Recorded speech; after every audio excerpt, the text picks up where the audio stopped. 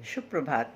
मैं डॉक्टर ज्योत्सना राजकीय संस्कृत महाविद्यालय पटना की प्राध्यापिका हूँ और अपने YouTube चैनल पर मैं संस्कृत के कई व्याख्यानों को लेकर अभी तक उपस्थित हो चुकी हूँ। आज मैं बाणभट्ट की काव्य शैली लेकर आपके समक्ष उपस्थित हूँ। यह आचार्य और शास्त्री के विद्यार्थियों के लिए बाणभट्ट की काव्य शैली अत्यंत महत्वपूर्ण है। हर्षचरित, कादंबरी जैसे आख्यायिकाओं के रचनाकार बाणभट्ट संस्कृत साहित्य में अपना महत्वपूर्ण स्थान रखते हैं। बाणभट्ट की काव्य शैली पर आज मैं प्रकाश डालूंगी। नवो अर्थो जातिर ग्राम्या श्लेषो अश्लिष्टः स्फुटो रसः विकटाक्षर बंधश्चक्रस्त्व नमे कुत्र दुर्लभम। अर्थात नवीन चमत्कारपूर्ण अर्थ, सुरुचिपूर्ण स्वभावोक्ति, सरल श्लेष, स्पष्ट रसाभिव्यक्ति और अक्षरों की दृढ़ बंधता, ये सभी गुण किसी एक कवि में प्राप्त होना अति दुर्लभ है। परंतु बाणभट्ट की अमर गद्य कृति में उपर्युक्त सभी गुण समन्वित रूप में प्राप्त होते हैं। बाणभट्ट समन्वय दृष्टि के पक्षपाती थे। उन दिनों प्रायः पूर्व, पश्चिम, उत्तर, दक्षिण के कवि लोग एकांगी दृष्टि से काव्य लिखते थे, जैसा कि बाण ने स्वयं निर्देश किया है। श्लेष प्राय मुदिच्येषु प्रतीच्येष्वर्थ मात्रकम उत्प्रेक्षा दाक्षिणात्येषु गौड़स्वक्षर डंबरम। अर्थात उत्तर के लोगों में श्लेष प्रधान रचना शैली, पश्चिम में अर्थमात्र पर विशेष जोर, दक्षिण में उत्प्रेक्षा शैली और गौड़ देश में अक्षराडंबर ही प्रचलित था। परंतु बाण की कविता में सभी शैलियों का समन्वय ही उनको उत्कृष्ट बनाते हैं। जिस समय बाण ने साहित्य के रचना क्षेत्र में पदार्पण किया, उस समय सुबंधु की प्रत्यक्षर श्लेषमयी गद्य रचना तथा दंडी की समास बहुला ओज गुण प्रधान ओज समास भूयस्त्वम एतद गद्यस्य जीवितम गद्य शैली का सिहनाद किया जा चुका था। परंतु बाण ने अपने पूर्ववर्ती गद्य शैलियों की कटु आलोचना हर्षचरित की प्रस्तावना में इस प्रकार की: संति श्वान इवा संख्या जाति भाजो गृहे गृहे उत्पादका न बहवः कवयः शरभा इव। बाण के अनुसार नई वस्तु उत्पन्न करने वाला ही सच्चे अर्थ में कवि कहलाने योग्य है, वही उत्पादक है। उन्होंने उत्कृष्ट गद्य का लक्षण बताते हुए लिखा है: उत्कृष्ट कवि गद्यमिव विविध वर्ण श्रेणी प्रतिपाद्यमाना भिन्नवार्थ संचयम। अपने काव्य को उत्कृष्टतम बनाने के लिए बाण ने समास और श्लेषमयी रचना के साथ साथ एक नई प्रसादयुक्त शैली को अपनाकर गद्य का समन्वित स्वरूप स्पष्ट कर गद्य रचना के द्वारा अपने काल्पनिक विचारों की अभिव्यक्ति की है। बाणभट्ट ने भाव और कला दोनों पक्षों का समन्वयात्मक रूप अपनी गद्य शैली में स्पष्ट रूप से प्रतिपादित करके एक नवीन गद्य शैली का आविष्कार किया। अपनी नवीन शैली के लिए बाण ने पांचाली रीति का अनुसरण किया। शब्द और अर्थ के समान गुंफन को पांचाली रीति कहते हैं। शब्दार्थयोः समो गुंफः पांचाली रीति रिष्यते। तात्पर्य यह है कि अर्थ के अनुकूल शब्द योजना ही पांचाली रीति की विशेषता है, जिसे बाण ने अपने काव्य में अंगीकार किया है। बाणभट्ट ने वर्ण विषय के अनुकूल भाषा का प्रयोग किया है। राजप्रसाद, उज्जयिनी, विंध्याटवी, संध्या, निशा, इंद्रायुध, महाश्वेता, सरस्वती, कादंबरी आदि एवं श्लिष्ट वर्णन के प्रसंग में दीर्घकाय समास के प्रधान वाक्यावली का प्रयोग किया है। इसके विपरीत उपदेश, मानवीय भावनाओं का चित्रण एवं विरह वर्णन आदि के प्रसंगों में लघुकाय सरल वाक्यावली का प्रयोग किया है। विंध्याटवी की विकटता सिद्ध करने के लिए जहाँ कर्णकटु दीर्घकाय समस्त पदावली का प्रयोग सफलता से किया है, क्वचित प्रलय वेल वह महावराह द्रष्टा समुखात धरणी मंडला क्वचित दशमुख न जरीश वटु चटुलवान्नर वृन्धवा जड्यमानतुंग शालाकुला क्वचिद उद्भुत मृगपति नाद भीते वेकंठन कृता। वहीं हर्ष की सेना का वार्तालाप सरल वाक्यावली में देखा जा सकता है। प्रसरतात् भाव किम विलंब से त्वरंगति तुरंगम भडमग्न चरण इव संचरसी यावदमी पुरःसरा सरभ समुपति पतंती मंतर का खादिष्यसी कियच्चिरम चिनोच्छी चेट वदराणी दूरम गंतव्यम। पंपासर के वर्णन में विषय के अनुकूल कोमल कांत सरस परावली का प्रयोग भी द्रष्टव्य है। उत्फुल्ल कुमुद कुवलय कलारम अनेक जल जर शत संचालन चलित वाचाल वीचिवालम।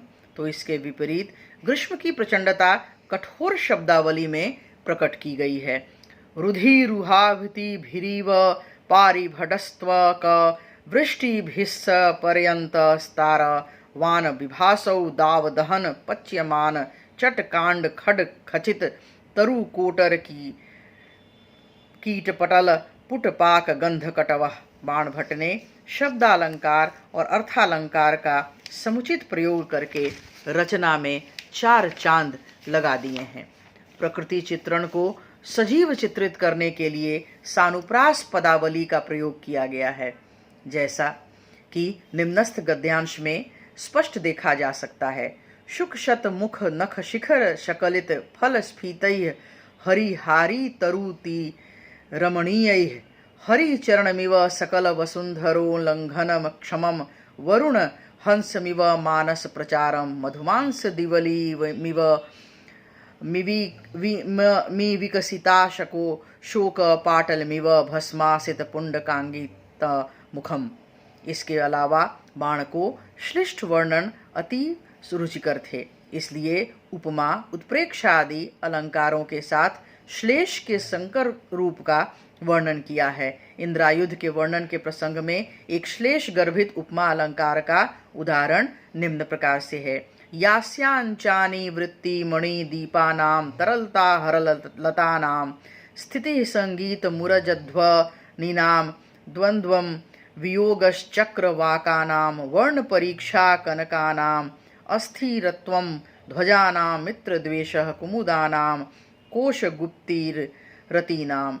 इसके अतिरिक्त विरोधाभास, सहोक्ति, अर्थांतरन्यास और अर्थापत्ति आदि अलंकारों का यथास्थान समुचित प्रयोग किया गया है।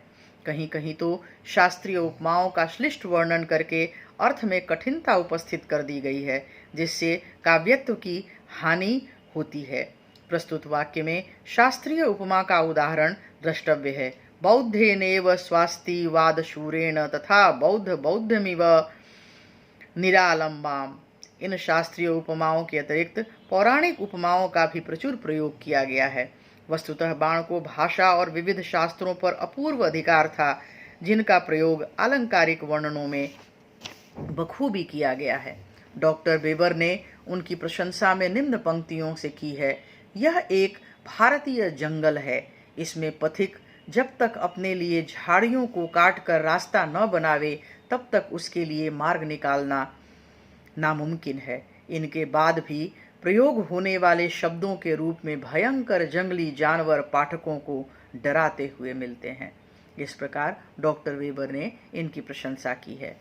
वस्तुतः बाणभट्ट की रचना में रस प्रवणता, कला सौंदर्य, वक्रोक्ति, चमत्कार, अभिव्यंजना शैली, अनुप्रास, रमणीयता, समास युक्त पदावली, दीपक, उपमा, उत्प्रेक्षा, श्लेष, यमक और परिसंख्या आदि अलंकारों का चित्रण सिद्ध करता है कि बाणभट्ट शब्द शक्ति संपन्न, अद्भुत प्रतिभा संपन्न महान कलाकार थे।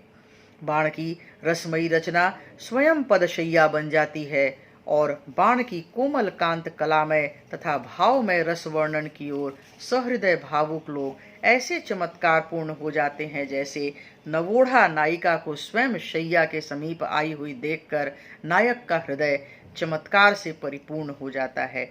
जैसा कि बाणभट्ट ने स्वयं भी कहा है, स्फुरत कलाला विलास कोमला करोति रागम हृदि कौतुकाधिकम रसेन शय्याम स्वयं अभ्युपगता कथा जनस्याभिनवा वधूरिव।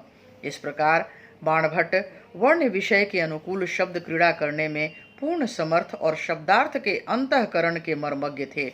इसलिए अपने वर्णनों में अद्भुत सफलता और गद्यकारों में अद्वितीय स्थान ग्रहण किया है। विदग्ध मुखमंडन के रचयिता धर्मदास ने बाणभट्ट की प्रशंसा करते हुए लिखा है, रुचिर स्वर वर्ण पदा रस भावती जगन मनोहरती तरिकम व तरुणी न ही वाणी वाणस्य मधुरशीलस्य।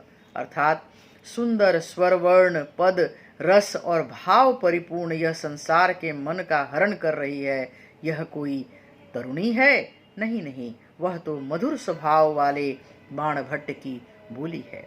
अतः यह निश्चित है कि बाण गद्य रचना के सम्राट एवं अद्वितीय कलाकार तो थे ही, उन्होंने अपनी रचना को सुभाषित अथवा सूक्ति के रूप में भी प्रस्तुत कर काव्यात्मक संगीत शैली का आविष्कार किया। उनके काव्य में सूक्ति के रूप में गद्य के अंतर्गत संगीत जैसी गेयता और पद्य जैसी मधुर स्वरता का भी स्पष्ट अनुभव होता है। अमोघ फला ही महामुनि सेवा भवंती धर्मपरायणानाम ही समीप संचारिण्य कल्याण संपदो भवंती इत्यादि सूक्तियों में बाण की काव्यात्मक गेयता में संगीत जैसा खिंचाव और पद्य जैसी रसात्मकता का स्पष्ट झलक मिलता है। फलस्वरूप बाणभट्ट के वक्रोक्ति रसीली श्रेष्ठ मनोरम कल्पनाएं, अक्षय शब्दकोश, विविध दर्शन और शास्त्र संबंधी पांडित्य, विषयानुसारणी शब्द योजना, रसाभिव्यक्ति, भाव प्रमणता, स्वर माधुर्य आदि विशेषताओं से प्रभावित होकर भारतीय विद्वानों ने मुक्त कंठ से प्रशंसा करते हुए कहा है, बाणोच्छिष्टम जगत सर्वम। अर्थात बाण का ही छुड़ा हुआ यह सारा संसार है। जयदेव ने तो बाणभट्ट को कविता कामनी के हृदय में रहने वाला कामदेव तक कह डाला है। हृदय वसति पंच बाणस्तु बाणः। आर्या सप्तशती के रचयिता गोवर्धनाचार्य ने भी बाण के साक्षात सरस्वती का अवतार प्रतिपादित करते हुए लिखा है, जाता शिखंडनी प्राक यथा शिखंडी यथा अवगच्छामि प्रागल्भ अधिक माप्तुम वाणी बाणो बभुवेति। चंद्रदेव ने तो बाण की प्रशंसा करते हुए बाण को कवि सिंह और कवियों को गज कहा है, क्योंकि श्लेषे केचन शब्द गुंफ विषये केचिद वसे चापरेड लंकारे कचित दर्थ विषये चान्येत कथा वर्णने आ सर्वत्र गंभीर धीर कविता विंध्याटवी चातुरी संचारी कवि कुंभ भीदुरो बाणस्तु पंचानन। अर्थात कुछ कवि श्लेष रचना में और कुछ शब्दों के उचित गुंफन में, कुछ रसाभिव्यक्ति में, कुछ अलंकार सदर्थ अथवा कथा वर्णन में निपुण होते हैं, परंतु बाणभट्ट गंभीर धीर कविता की विंध्याटवी में अनायास घूमने में की शक्ति रखने वाले शेर हैं, जो कवि रूपी गजों के मस्तक विदीर्ण करने की ताकत रखते हैं। वस्तुतः बाणभट्ट ने क्षेत्र का ही नहीं अपितु भाव रस अलंकार आदि का कोना कोना छान डाला है। निश्चित ही वह चंद्रदेव के कहने के अनुसार कवियों के मान मर्दन करने वाले शेर हैं। निष्कर्षतः यह कहा जा सकता है कि गद्य साहित्य की सभी विशेषताएं समन्वित रूप से एक जगह बाणभट्ट की कविता कामनी में ही संग्रहित हैं, जिसका अनुकरण प्रायः सभी पश्चातवर्ती कवियों ने किया है। इस प्रकार बाणभट्ट की गद्य काव्य शैली संस्कृत साहित्य में एक अपनी अद्वितीय स्थान रखता है। एक अपना अनुपम छटा बिखेरती हुई उनकी काव्य शैली संस्कृत साहित्य में उच्च स्थान रखती है। इस प्रकार बाणभट्ट की काव्य शैली पर आज मैंने प्रकाश डाला। धन्यवाद।